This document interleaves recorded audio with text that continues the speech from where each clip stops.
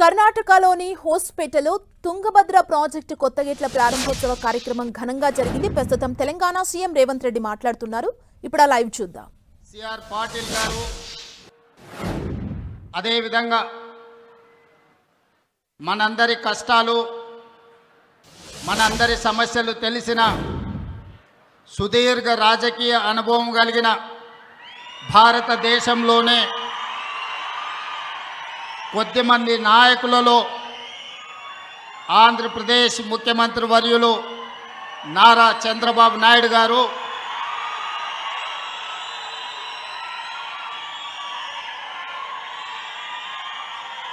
నా సహచర మంత్రివర్గ సభ్యులు మిత్రులు ఉత్తమ్ కుమార్ రెడ్డి గారు, జూపల్లి కృష్ణారావు గారు, వాకిటి శ్రీహరి గారు, ఆంధ్రప్రదేశ్ నుంచి నా ప్రియ మిత్రులు మంత్రివర్యులు పయ్యావుల కేశవ్ గారు,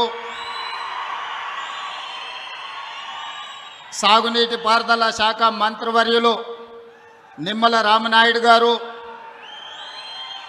కర్ణాటక లెజిస్లేటివ్ కౌన్సిల్ చైర్పర్సన్ గారు, రాజ్యసభ సభ్యులు, లోక్సభ సభ్యులు, శాసనమండలి సభ్యులు, శాసనసభ్యులు, కర్ణాటక, ఆంధ్రప్రదేశ్, తెలంగాణ రాష్ట్ర ప్రభుత్వ అధికారులు, కేంద్ర జలశక్తి కార్యదర్శి కాంతారావు గారు, ఇతర అధికారులు, ప్రాణ సమానులైన బళ్ళారి ప్రాంత, అనంతపూర్ ప్రాంత రైతులందరికీ హృదయపూర్వకంగా అభినందనలు, కృతజ్ఞతలు తెలియజేస్తున్నా.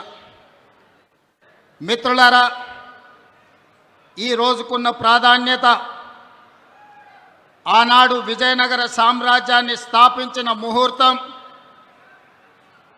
1950 దశకంలో మైసూర్ మహారాజు, హైదరాబాద్ నవాబు నిజాం గారు పెట్టిన ముహూర్తం, తుంగభద్ర నది డ్యామ్ నిర్మాణ ముహూర్తం. ఈనాడు మిత్రులు డికే శివకుమార్ గారు ఈ 33 గేట్ల పునరుద్ధరణ ముహూర్తం చరిత్రలో ఎప్పటికీ శాశ్వతంగా నిలిచిపోతుంది. ఈ కార్యక్రమం 33 గేట్ల పునరుద్ధరణ కాదు,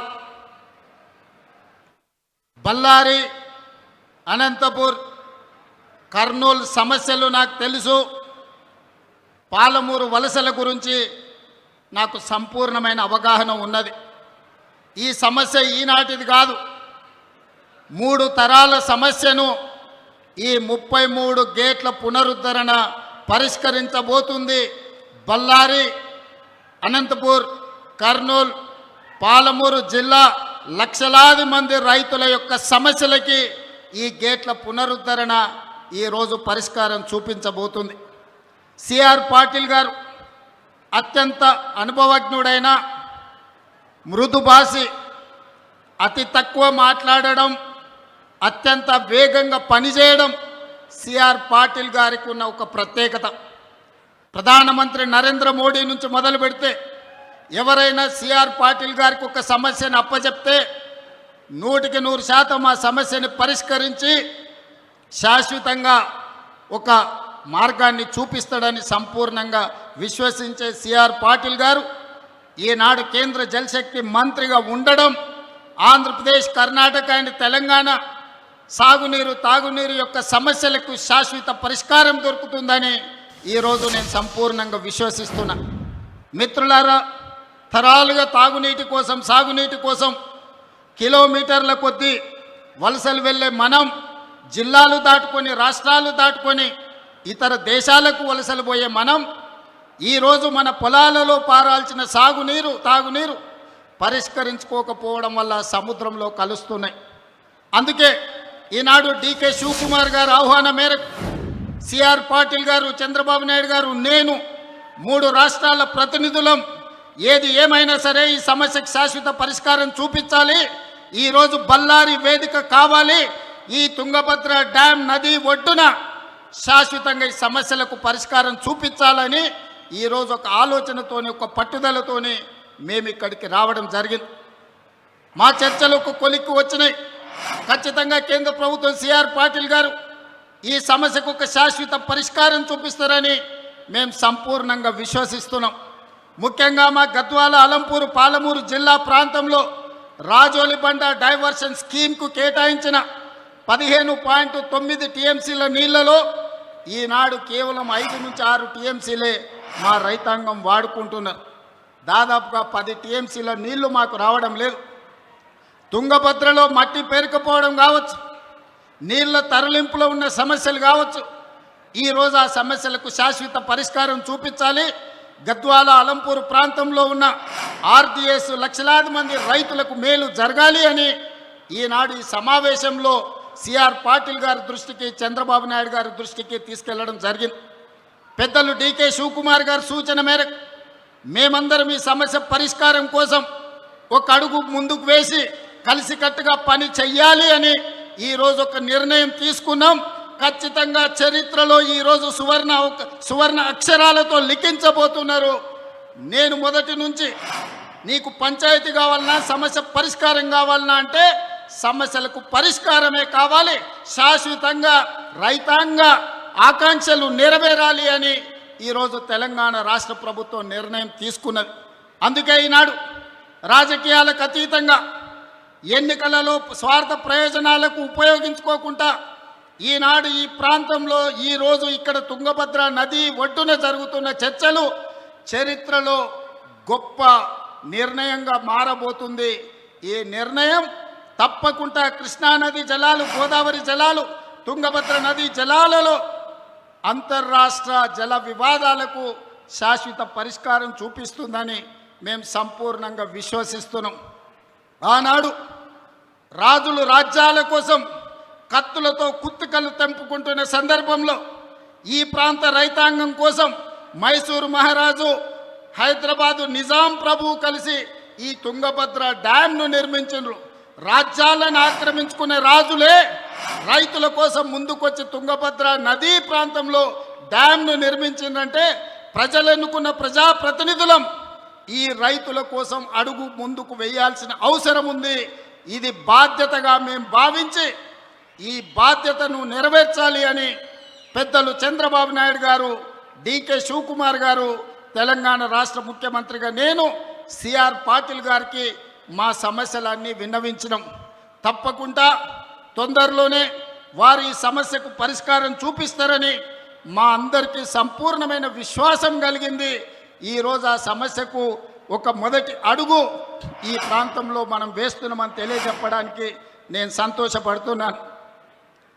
सीआर पाटिल जी, इस समय पर मैं एक बात साफ कहना चाहता हूँ, ये आज सालों का नहीं 100 सालों का समस्या है। ये कृष्णा नदी, गोदावरी नदी, तुंगभद्रा नदी के पानी के लिए हम लोग लड़ रहे थे।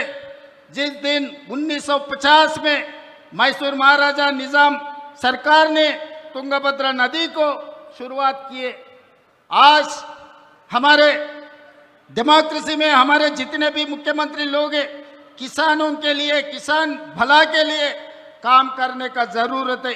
इसीलिए आज हम लोग तय कर लिए ये समस्या हल्का करने के लिए जो आरडीएस में तेलंगाना और पालमूर के हिस्सा जो 16 टीएमसी हमारा पानी के साथ साथ कृष्णा के समस्या भी हम दूर करने के लिए, हल्का करने के लिए हम राजी हो गए। इसीलिए आज ये तारीख, इतिहास में ये तारीख गवाह है, इतिहास में लिखने वाले हैं ये तारीख। जो बल्लारी में, विजयनगर में जो शुरुआत हुआ, मुझे पता है बल्लारी किसानों का समस्या, अनंतपुर और कर्नूल, महबूबनगर किसानों का समस्या मुझे पता है।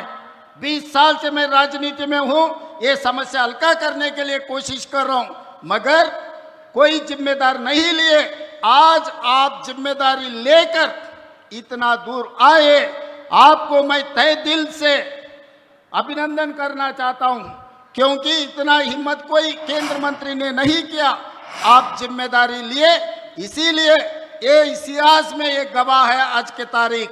इसीलिए हम लोग जो पानी के लिए, जैसा गुजरात कच्छ में लोग पानी के लिए तड़प रहे थे, मगर आज गुजरात में आप पानी का समस्या दूर कर दिए। इसीलिए मेरा गुजारिश एक ही है, आप जिम्मेदारी लेना, आप आर्बिट्रेटर बनना, आप जज बनो, हमारा समस्या सुनो। ये समस्या दूर करने के लिए जैसा आप डिसीजन लेने वाला है, सबके लिए हम लोग सब राजी हैं, हम लोग सब तैयार हैं।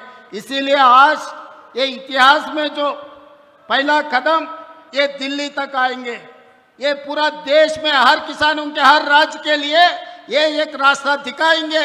आगे राज्यों के आपस में जो पानी का लड़ाई हो रहा है ये दूर करने वाला है। इसीलिए आज कर्नाटका, आंध्र प्रदेश, तेलंगाना, हम 3 मुख्यमंत्री हो इकट्ठा होकर आपके नेतृत्व में आप जो कमेटी डालने वाला है वो कमेटी के साथ हम लोग काम करने वाला है।